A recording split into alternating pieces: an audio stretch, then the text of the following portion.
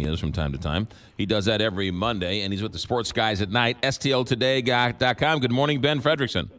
Good morning, McGraw. How's it going? Good. Apparently, you're all in on the Bryce Harper sweepstakes, right?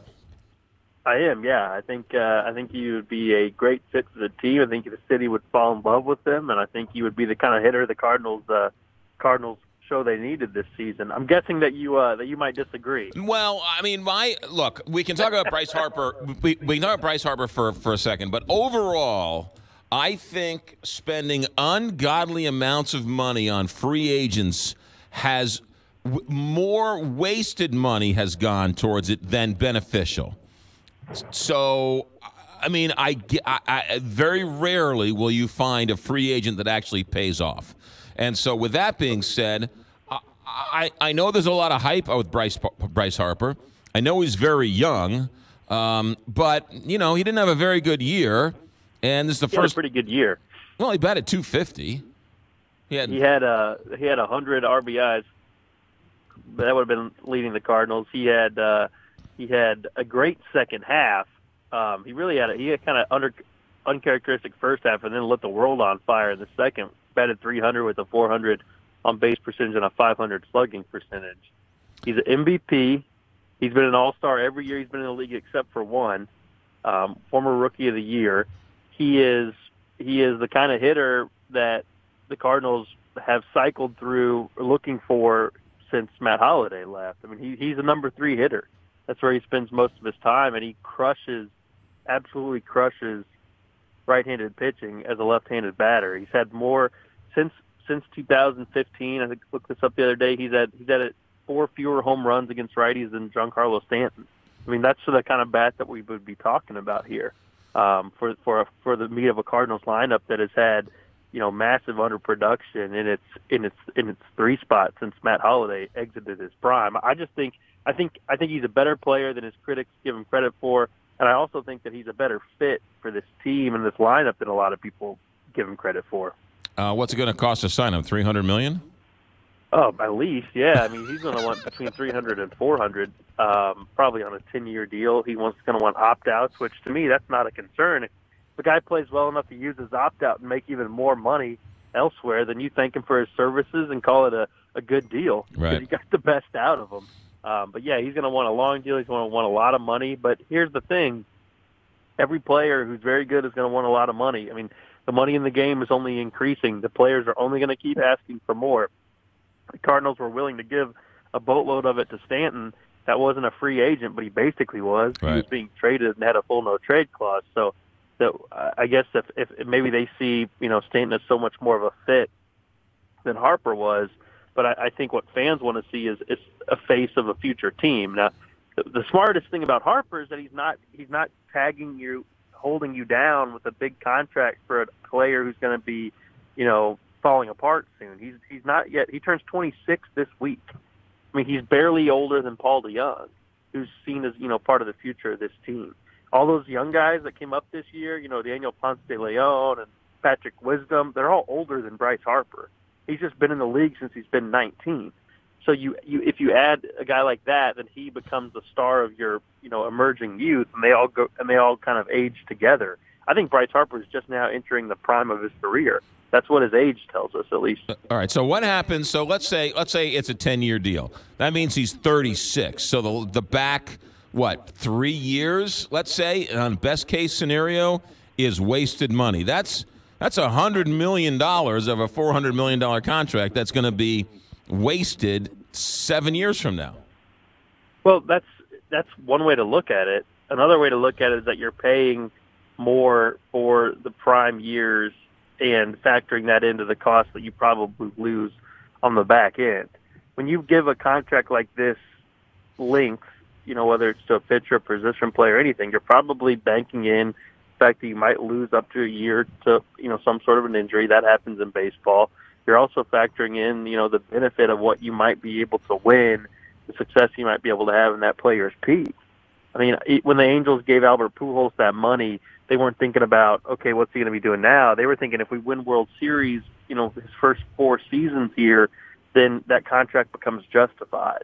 Now they didn't do it, because they weren't able to capitalize on the prime, right. and now everybody talks about the decline. But if you win a series of World Series with Albert Pujols and Anaheim, we're probably not sitting around talking about how bad of a deal that was. Yeah. The thing is, when you give a long contract like that, you're banking on, you have to bake in all of these risks. You bake in the injury risk. You bake in the fact that a guy's probably not going to be playing as well at 36 as he is at 26, right?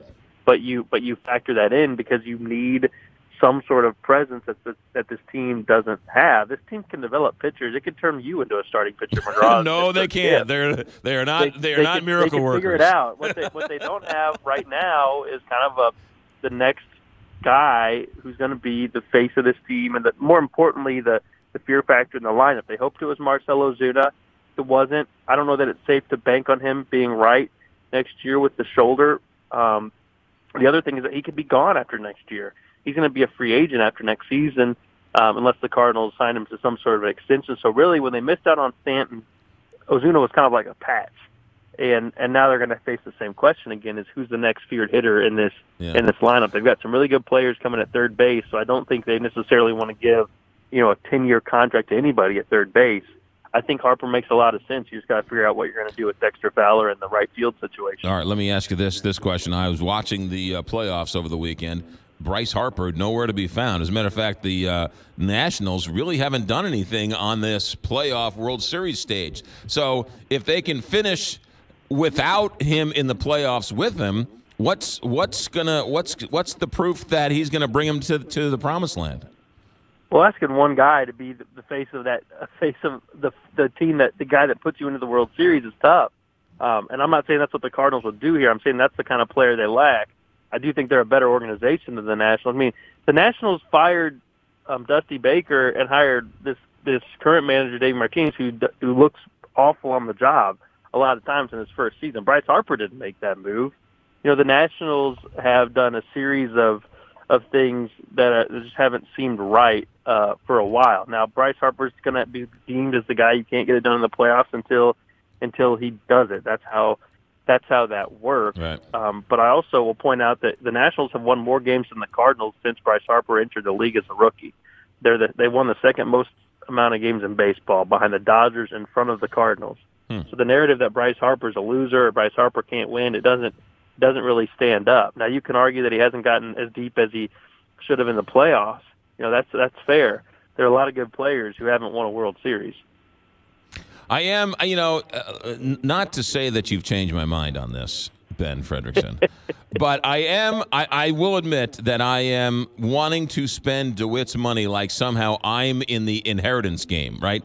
This isn't my money, and I'm not getting it if he doesn't spend it. So what do I care? Spend the $300 million, the $400 million. I'm not going to see it one way or the other. Right. Well, the Cardinals have done a good job. I don't know if it's something in the water or what, but they've done a very good job of making fans concerned about the payroll.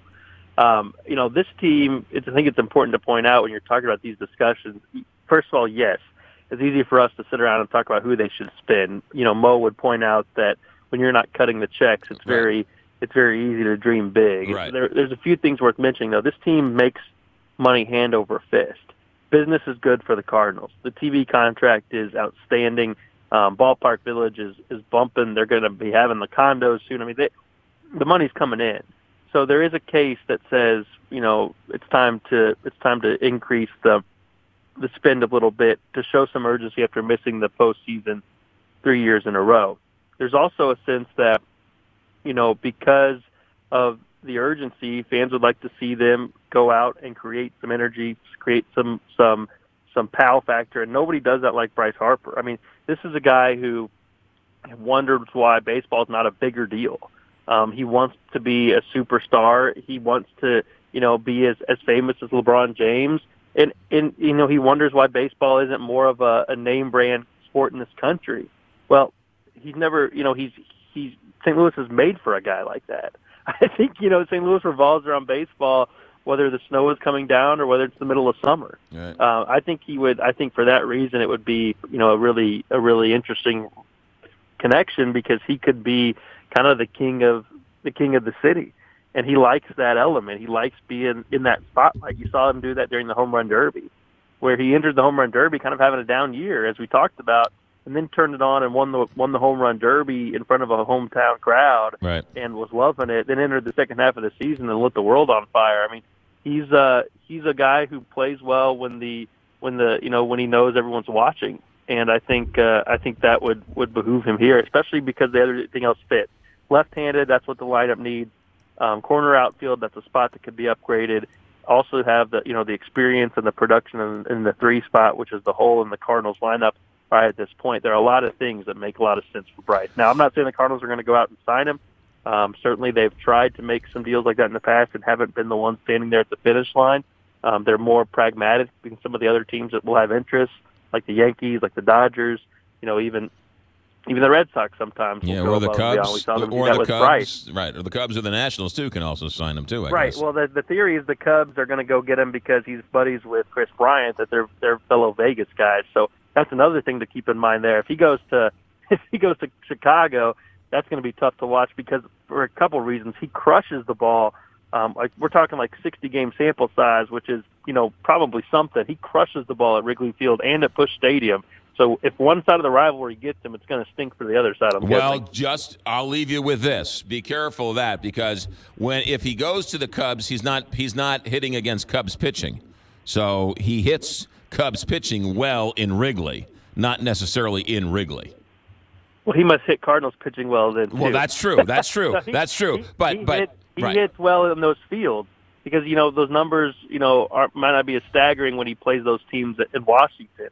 Those stadiums have been good to him, both of them, so far in his career. But there's a great story where Bobby Bonilla went to the Mets, and he's first half of the season, and he's struggling. He's playing the Pirates or the Giants, and he goes to Barry Bonds, and he's like, Barry, I don't get it. I used to hit well in Shea Stadium. What's going on? And Barry Bonds says, you were hitting Mets pitching. Now you're not facing Mets pitching anymore.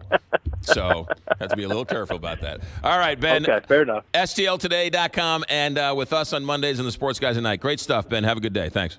You bet, McGraw. Get on the Harper wagon. I'll talk to you soon. All right, man.